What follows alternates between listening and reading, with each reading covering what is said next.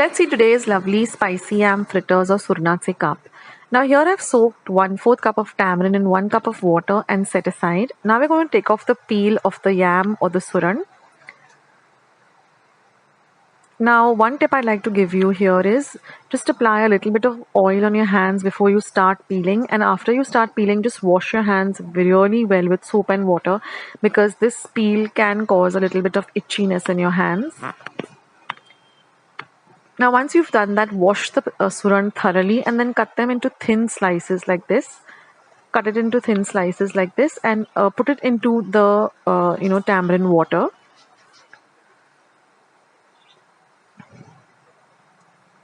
So cut very thin slices. The thinner the slices are, the more tasty and crispy and crunchy it gets. Now I'm going to put all of this into my pressure pan along with the tamarind water. And now I'm going to pressure cook this for only one whistle on a high. So when the whistle goes off, just put the gas stove off or the heat off.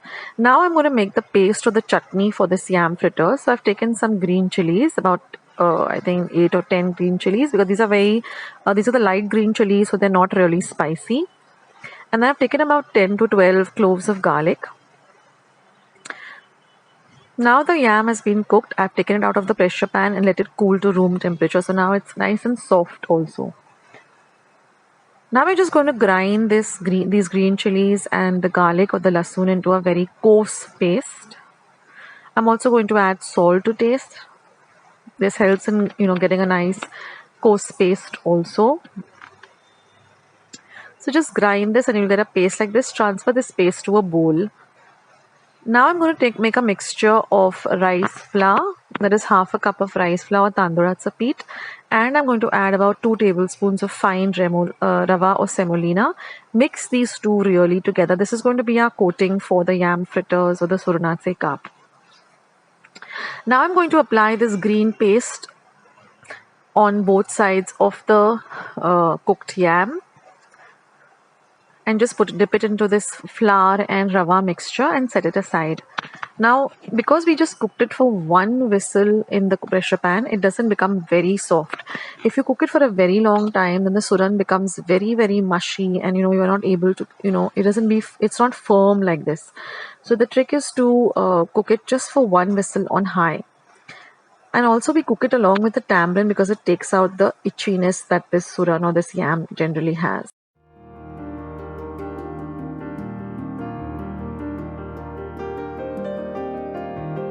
I just thought I'd pop in and let you know about my Amazon storefront. Go and check it out. The link is down in the description box below. It's products that I generally buy on Amazon or I would recommend with regard to best prices and good quality. So go and check out the link.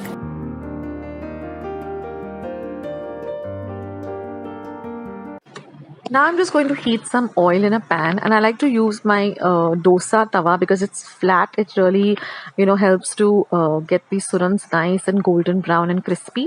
And then once the oil is hot, I'm just going to place them on the tawa and I'm going to shallow fry them till they're nice and golden brown on both sides. So you can cook it on between low and medium heat. And once they're golden brown in color on one side, just turn them over and cook the other side. You might have to do this 2 or 3 times because you want to get them nice and crispy and golden brown. Now these are an ideal, it's an accompaniment to any dish that you have for lunch or dinner, or you can even have them all by themselves. They're really delicious, but I love to have them with some varan bhat. They make an ideal accompaniment to varan bhat. So I hope you give this recipe a try, guys.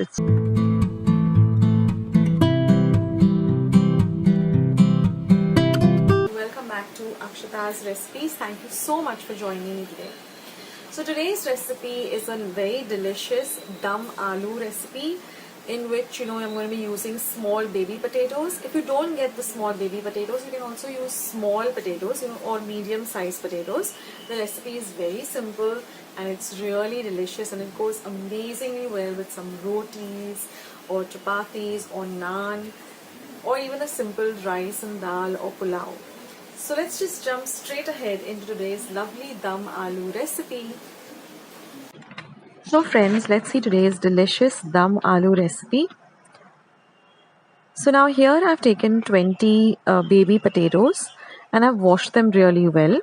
And now I'm going to use a peeler and peel the potatoes really well. Now if you don't get your hands on baby potatoes, you can always use small potatoes or medium sized potatoes. But this dish really comes out, perfect if you use these little baby potatoes. So now after peeling the potatoes, I'm just going to use a sharp knife. You can also use a fork and just make little incisions like this.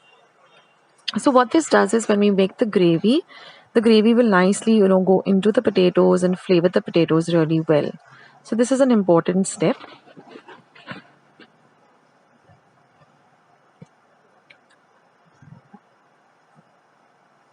Now once that is done, I'm going to heat about 5 tablespoons of oil. And we're going to fry these potatoes till they're very nicely done, that is dark brown, golden brown in color. So keep an eye on them and just keep turning them in between till they get nicely fried. So I put a timer and this took me exactly 7 minutes to get them to this point. After that, just take them out in a separate bowl. Now I'm going to take out most of the oil from the pan and I'm just going to use a tablespoon of the oil. And now here I have 1 large onion chopped, about 10 cashew nuts, 1 inch of ginger, 6 cloves of garlic, and about 4 dried red chilies. So I'm going to add all of this to this oil.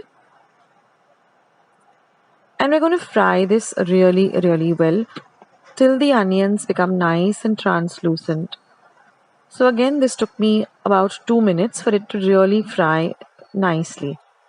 So do that for about 2 minutes. And after that, once the onions soften, we're going to add 2 medium-sized tomatoes that we've chopped fine. And I'm going to fry this till the tomatoes also become nice and soft. So that took me another 2 minutes. Now we're going to turn off the heat and we're going to let this mixture completely cool down to room temperature. And then we're going to grind this without adding any water to a very, very fine paste like this. Now I'm going to add a little bit, about a tablespoon of the same oil that we used in the beginning for frying the potatoes. So a tablespoon or so. And now I'm going to add, now here we have 2 bay leaves, 1 big elaichi, 2 small elaichis, 1 inch of cinnamon, 1 teaspoon of cumin or jeera, and about 10 peppercorns. So we're going to add all of these whole masalas or whole spices to the 1 tablespoon of oil. And we're going to fry this till it nicely flavors up the oil. So keep it on a very low flame. And just for about half a minute, we're going to fry them so that they nicely flavor the oil.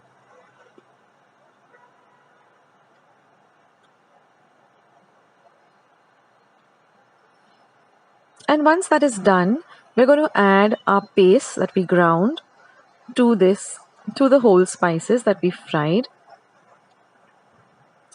And we're going to mix this in really, really well. So we're going to fry this masala or this paste for about half a minute with the whole spices. Now I'm going to add half a teaspoon of turmeric powder or haldi powder, 1 teaspoon of red chili powder. Mix it in well. Now I'm going to add 1 teaspoon of coriander powder or dhania powder, half a teaspoon of cumin powder or jeera powder, 2 teaspoons of Kashmiri red chili powder for the color, and 1 teaspoon of dry mango powder or amchur powder. So mix all of this really well together. Keep your flame on very low because we're adding powder spices. So mix all of this really nicely together. The flavor, the aroma in my kitchen is just amazing with all these beautiful Indian spices. And now what we're going to do is we're going to cover this and keep it aside for about 5 minutes on a very low flame till all of the masala gets nicely fried. And now I'm going to add 1 green chili that I've chopped fine. So keep stirring in between when you cover and keep it for 5 minutes. And now you can see that there's some oil oozing out of this masala.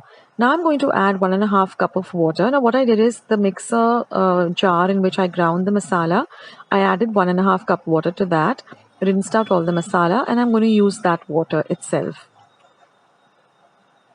So now mix it in really well. If you want it a little thinner, then you can add a little more water, say about 1/4 cup of water more, and mix all of this really nicely together.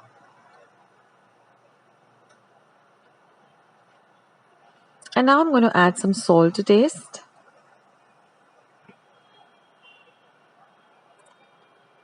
And now we're going to add our fried potatoes back into the curry or the gravy.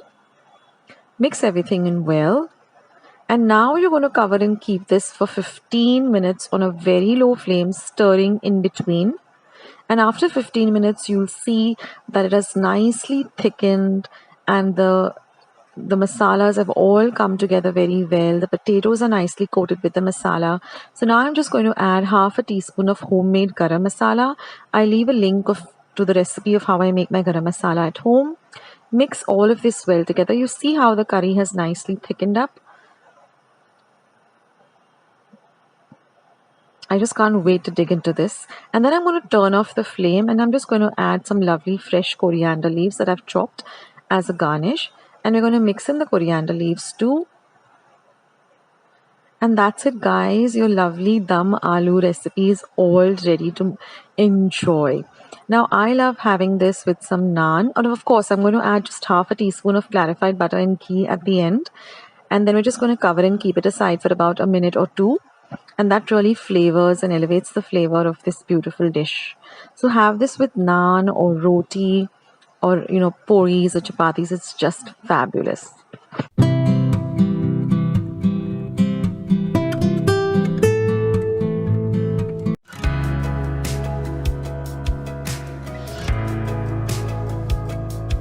Chawli or black-eyed beans instantly. I'm going to take about 1 cup of them in my pressure pan and I'm going to roast them for at least 5 minutes. Then I'm going to just rinse them thrice under running water.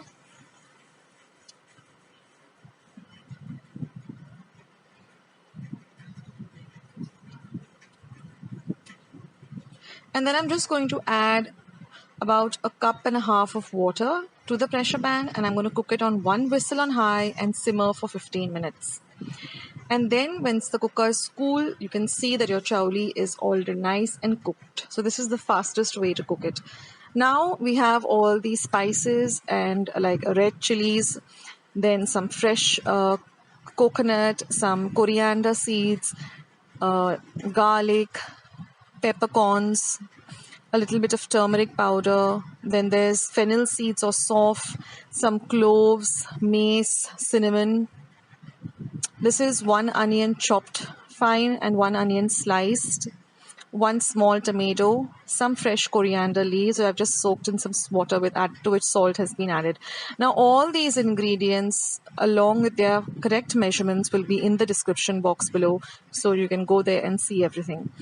Now I'm just taking about a tablespoon of oil in my pan, and once the oil is hot, I'm going to add in my 4 cloves of garlic, my 1 onion which I've sliced, about 10 dried red chilies. Then I'm going to add my fresh coconut. And we're going to fry all this really well till we get the aroma of the coconut and the onions and the garlic and everything is nice and fried. This is a very important step, that you fry everything very, very well.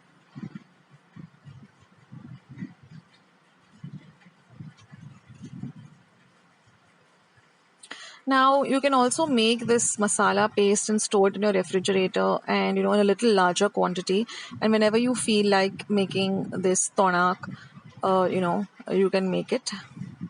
Now I'm just going to add all my whole spices like my fennel seeds, then the coriander seeds, the cloves, the cinnamon, the peppercorns, a little haldi powder or turmeric powder, and I'm going to fry that too in the oil, and then I'm going to mix everything well together and fry everything well together. And then we're just going to let this cool to room temperature, and then we're going to grind this to a very, very fine paste.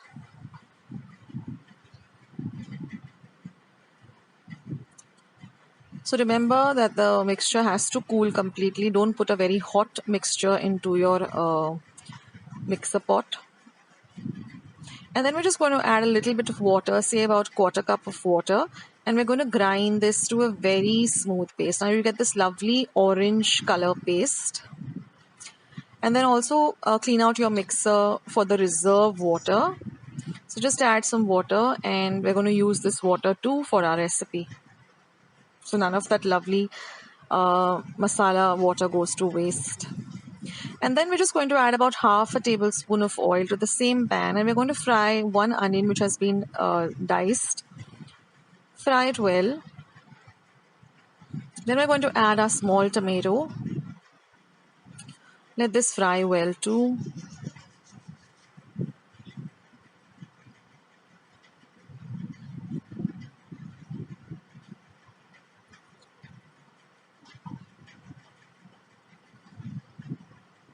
Then we're going to add our masala paste.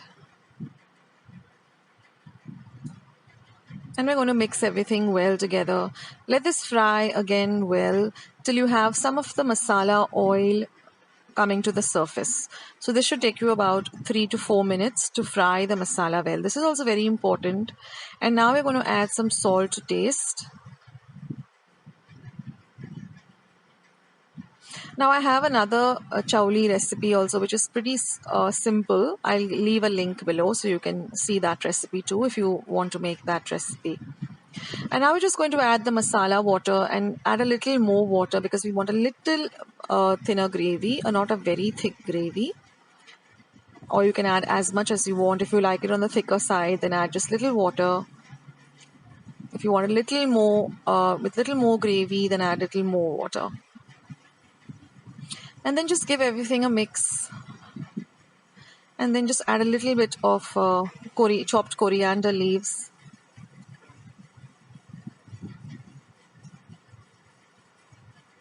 And then we're just going to cover it and cook it for about 5 to 10 minutes on a very low flame. And that's it, friends. Such a simple recipe, yet so delicious. Give it a try, guys.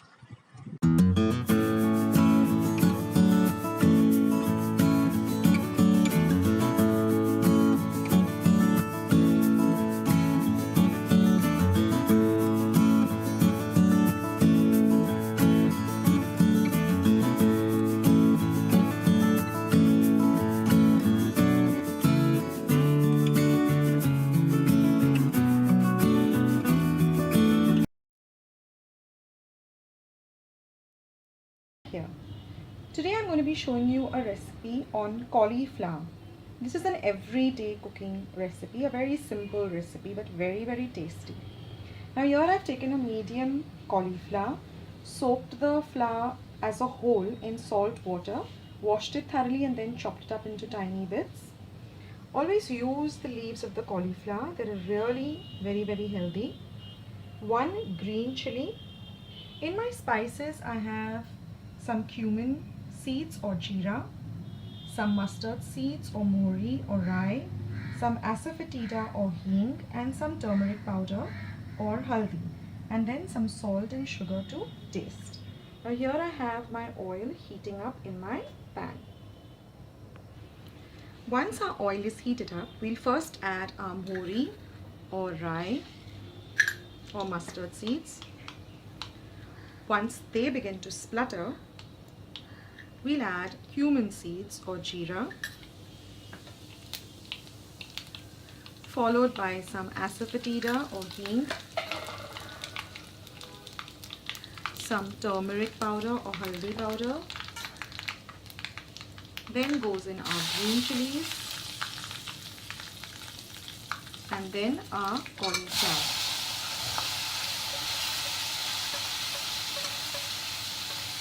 Along with the cauliflower leaves.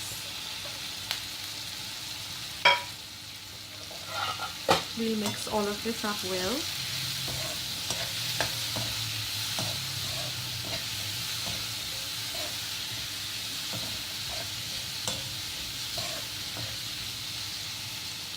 This has to be done on slow to medium flame. Now for cooking this cauliflower, you have to put a lid on top and put some water on top. And again keep it between slow and medium flame. This will help to cook the cauliflower. So we have to wait for another 2-3 minutes and then check on the cauliflower.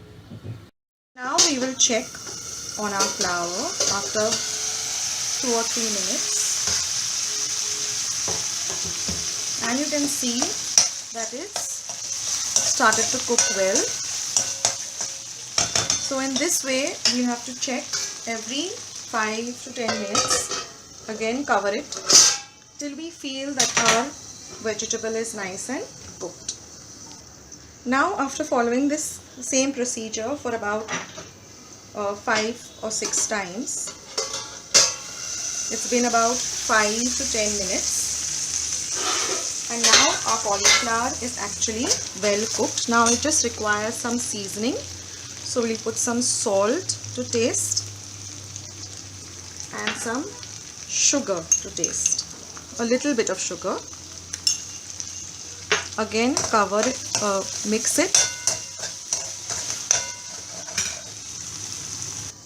and we'll cover it for only another 2 minutes. Now it's been 2 minutes, we'll switch off our gas and our flour bhaji is all ready. And friends, here it is, the simple flour bhaji.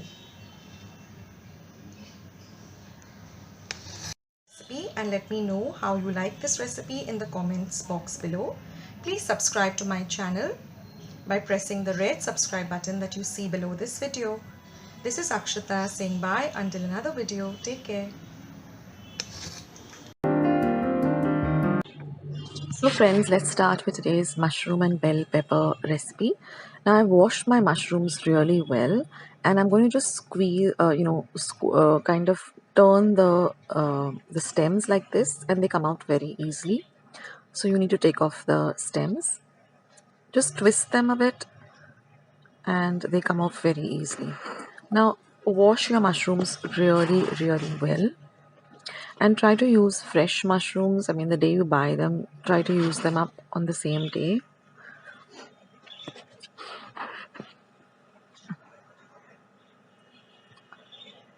Now that I've done with taking off the stems, I'm just going to cut them up into small cubes like this.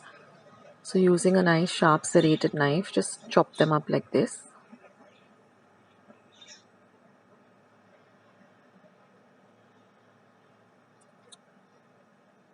This is a very simple recipe, and it's really, really delicious too. You can have it all by itself also, or as a side dish, or you can have this clubbed up with some garlic bread.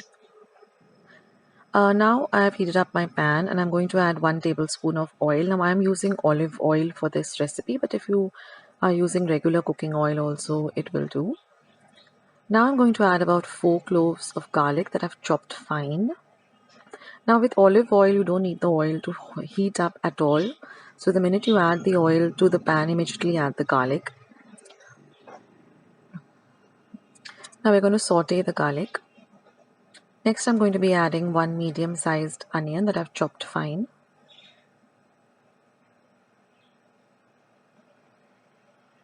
Now saute the onion and the garlic really nicely in the olive oil.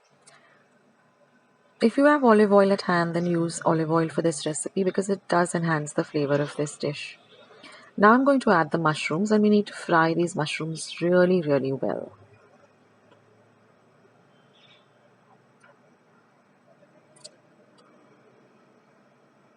So saute the mushrooms really nicely for almost about 2 to 3 minutes.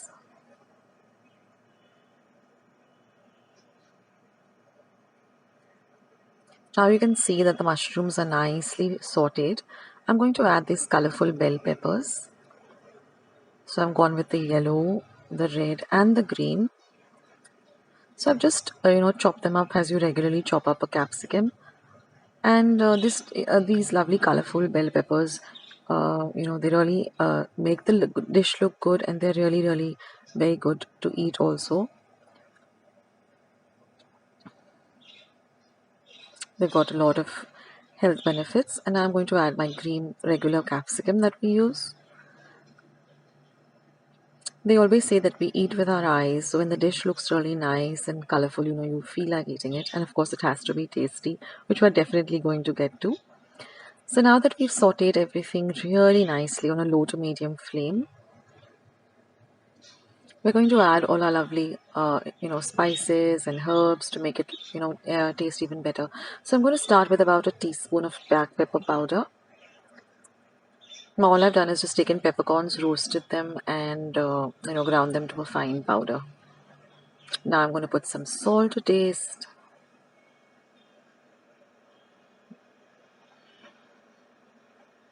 This is some mixed Italian herbs,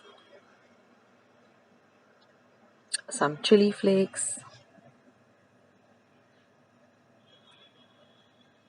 and I'm going to mix everything together.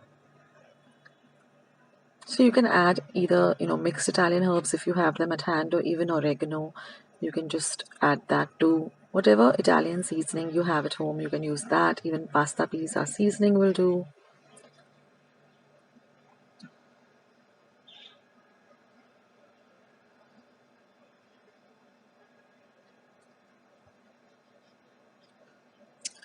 Now this is some garlic powder that I have. And of course I'm going to add a little bit of cumin powder. Now if you don't have garlic powder, it's okay, you can skip that.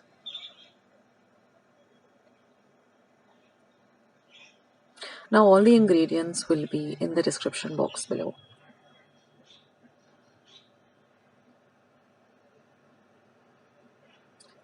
If you don't have garlic powder, you even get this garlic bread seasoning. You can even substitute that. Or if you don't have it, it's okay, you can just skip it. Now I like to have a big collection of all kind of, herbs and herb mixes. So just saute everything really well. And that's it, guys. Your dish is all ready. So you can, like I said, you can have it all by itself. You can just club it up with some garlic bread or some, burnt garlic rice. Enjoy this dish. It's really, really nice.